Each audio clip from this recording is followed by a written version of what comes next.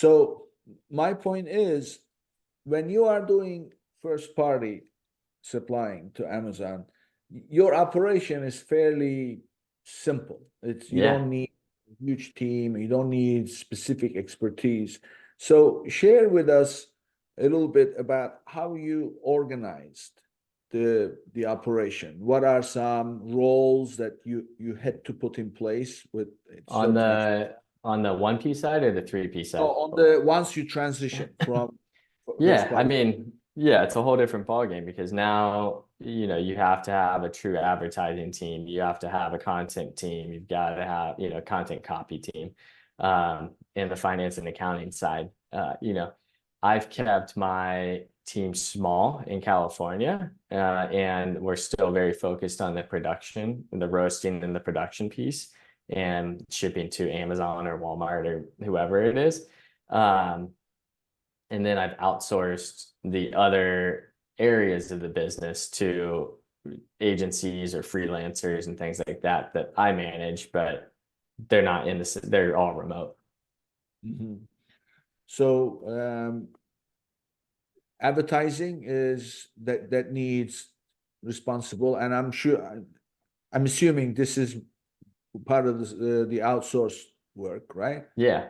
So I'm not a master at ads by any means, and I don't have the time to, obviously there's some softwares, but I don't have the time to go in and manage it on a day-to-day basis because I need to run the business. So you've got, the ads piece, the ops piece, and I break out content and marketing into its own bucket. Some people I know put it under the ops side a little bit on Amazon. You're going to have shipping, which is, inbound and outbound shipping. But really, sorry, I'll go backwards. I look at our business almost as two. Like we have our manufacturing side and then we have our e-commerce side. And I kind of Mhm. look at them separately because this one has a lot more freelancers or hands on it, right? This one is roasting, packing, distributing.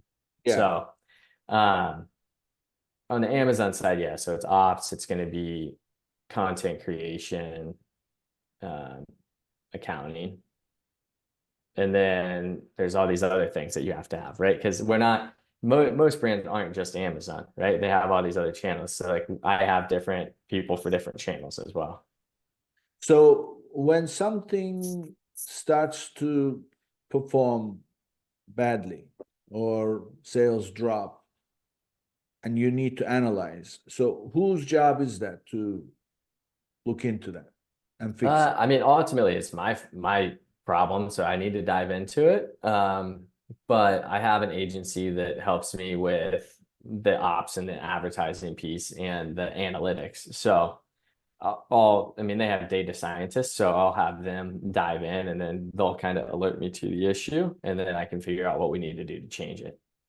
Okay, so ultimately, you need somebody who's familiar with all the stuff to dig into it. Yeah, I think it's, I am very well versed in the back end of Amazon and I know where to pull reports except for the one you mentioned. So I'm gonna go get that one. But uh um